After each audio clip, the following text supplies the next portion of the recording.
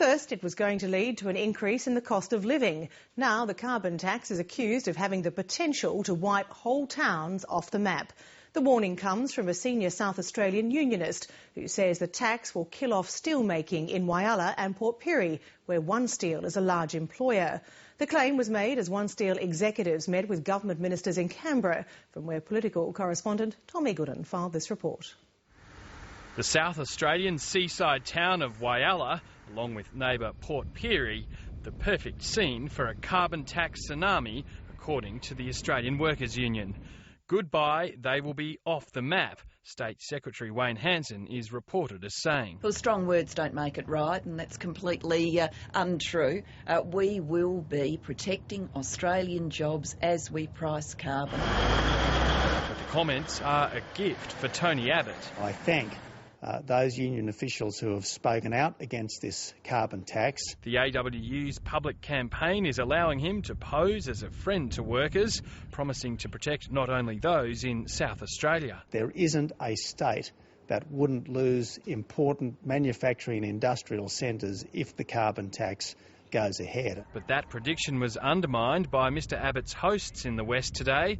BHP Billiton announcing a $50 billion expansion to its Western Australian iron ore operations. BHP and other companies are assuming that this tax couldn't possibly go ahead in its current form. And while South Australia's steelworkers step up their public campaign against the tax, their bosses are saying as little as possible following a meeting with the government on the issue. Were you happy with the way the meeting went? I think it's work in progress and we'll just let it go at that. The government also met with the Greens and Independents over the tax through its multi-party committee, but details there are also scant.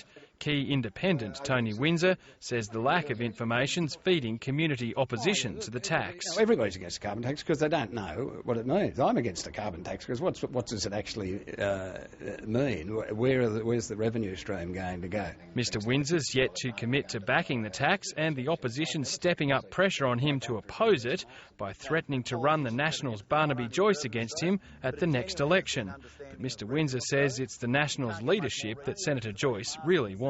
I know he's had difficulty getting a seat in Queensland because the lower house National members don't want him in the lower house. So, that's not a secret either.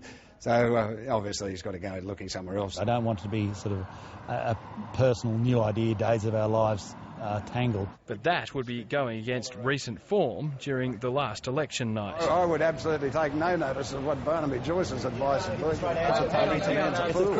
a crucial question, Tony, and you should give a straight answer. Would you support a Labor government, yes or no? Give a straight answer, mate.